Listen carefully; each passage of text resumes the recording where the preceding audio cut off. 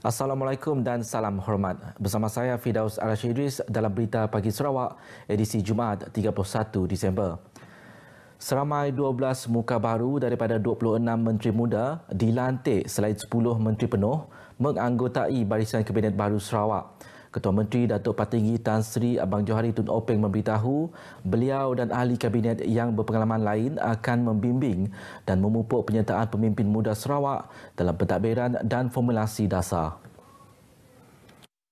Jelas Datuk Patinggi Tan Sri Abang Johari pembaharuan barisan kabinet tersebut bagi membawa masuk muka baharu dan yang penting adalah komposisi anggota kabinet diwakili dengan baik seluruh negeri untuk menyampaikan tahap perkhidmatan yang terbaik dan cekap kepada rakyat. Beliau berkata demikian pada sidang media khas bagi mengumumkan senarai kabinet baharu Sarawak di Wisma Bapa Malaysia Petrajaya Kuching. 3 muka baharu yang dilantik sebagai Menteri Muda di Jabatan Ketua Menteri adalah Datuk Gerawat Gala, Datuk Juanda Jaya dan Jefferson Jamit Unyat.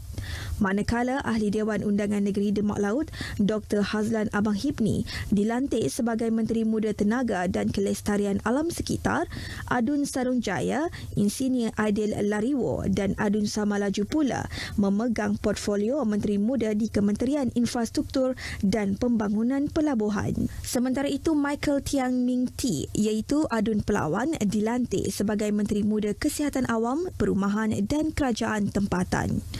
Adun Kedup Martin Ben dilantik sebagai Menteri Muda Pemodenan Pertanian dan Pembangunan Wilayah.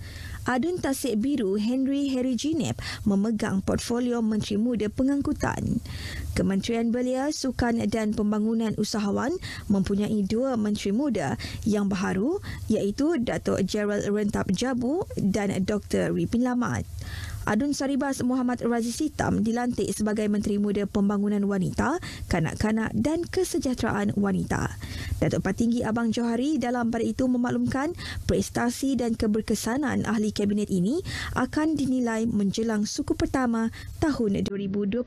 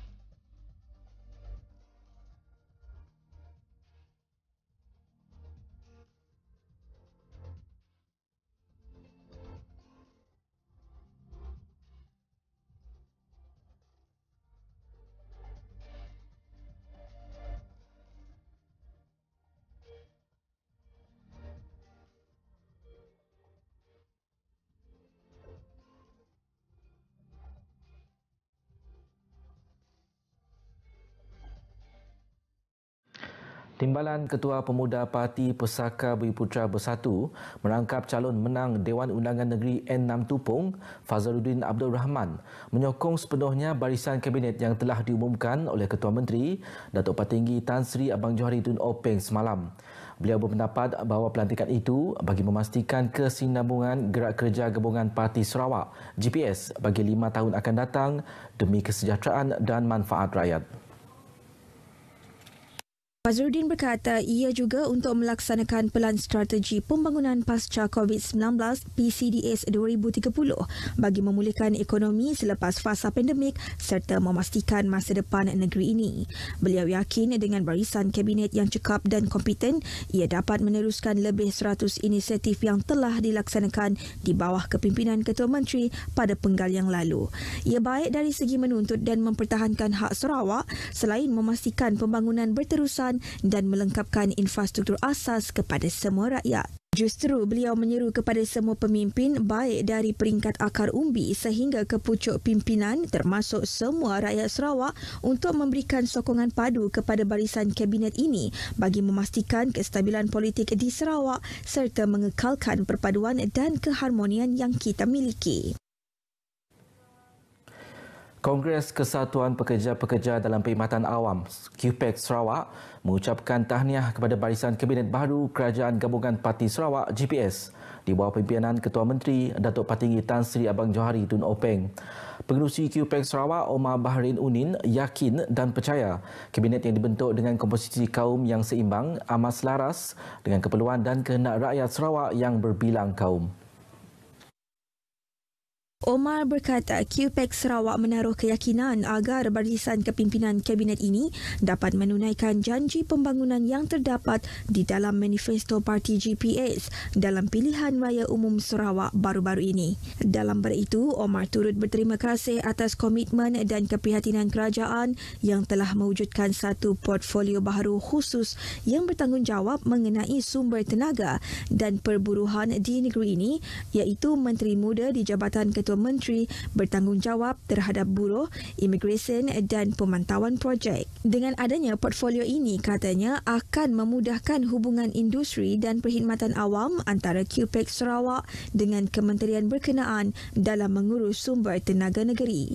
Pewujudan portfolio ini membuktikan bahawa kepimpinan Ketua Menteri turut memberi fokus terhadap keupayaan sumber tenaga negeri untuk kelangsungan pelbagai pembangunan yang telah dan sedang dirancang demi mencapai wawasan negeri maju 2030. Program Jualan Keluarga Malaysia ialah salah satu inisiatif kerajaan untuk meringankan kos sara hidup rakyat, khususnya mereka yang berpendapatan rendah. Menerusi jualan ini, harga barangan adalah murah berbanding harga biasa. Sehubungan itu, Timbalan Menteri Pembangunan Luar Bandar, Datuk Hasbi Habibullah, menyeru peniaga dalam sektor pemborong dan peruncit di Limbang untuk terus menyokong dan menyertai program ini.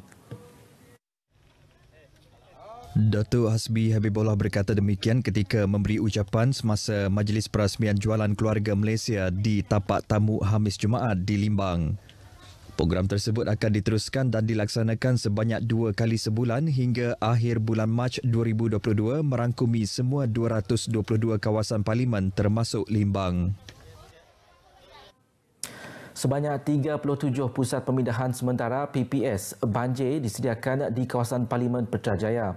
Ahli Parlimen Putrajaya Datuk Seri Fadilah Yusof berkata, PPS ini disediakan bagi persediaan menghadapi sebarang kemungkinan bencana banjir berlaku. Datuk Seri Fadilah menerusi kenyataan di Facebook mendedahkan 21 PPS disediakan di kawasan Tupong yang mampu memuatkan seramai 3,300 penduduk. Sementara itu, 6 lagi PPS disediakan bagi kawasan Semariang yang boleh memuatkan 1,300 penduduk. Manakala 10 PPS lagi disediakan di Satok bagi menempatkan 3,000 penduduk. Beliau turut memberitahu orang ramai boleh menghubungi talian tertera sekiranya berlaku bencana. Datuk Seri Fadilah berkata Pusat Khidmat Putrajaya komited siap siaga bagi berdepan kemungkinan bencana. Perkembangan COVID-19 di Sarawak. Setakat pukul 12 tengah hari semalam, 24 kes baharu dicatatkan di seluruh negeri. Menurut kenyataan media yang dikeluarkan oleh Jawatan Kuasa Pengurusan Bencana Negeri, daripada jumlah itu, kesemua kes baharu yang dilaporkan adalah kategori bergejala ringan. Sementara itu, daerah Limbang merekodkan kes tertinggi semalam dengan 6 kes, diikuti Kuching 5 kes, manakala Lawas, Sibu dan Miri masing-masing merekodkan 3 kes. Masyarakat di Miri khususnya penderma darah dipelawak untuk menyertai kempen derma darah NSJA Shunrise 4.0 pada 2 Januari ini. Presiden Persatuan Wartawan Utara Sarawak NSJA Andy Jong Wan Jun memaklumkan kempen ini akan diadakan di Dewan Latihan Bulan Sabit Merah Miri mulai pukul 8.30 pagi. Andy berkata program ini bertujuan mengumpul darah yang mencukupi bagi Hospital Miri untuk menampung keperluan melibatkan darah khususnya masa pandemik dan musim perayaan ini. Katanya aktiviti sosial korporat NSJA dengan kerjasama pelbagai syarikat swasta juga bertujuan memupuk kerjasama yang baik antara pelbagai agensi serta meningkatkan sikap saling bantu-membantu antara satu sama lain tanpa mengira latar belakang dan bangsa. Sekian berita pagi Sarawak edisi 31 Disember. Keluarga Malaysia terus patuhi SOP. Jangan leka kerana COVID-19 ada dalam komuniti. Awasi keselamatan sepanjang musim tenggujuh. Yang sahih di berita RTM. Assalamualaikum dan salam hormat. Jumpa lagi.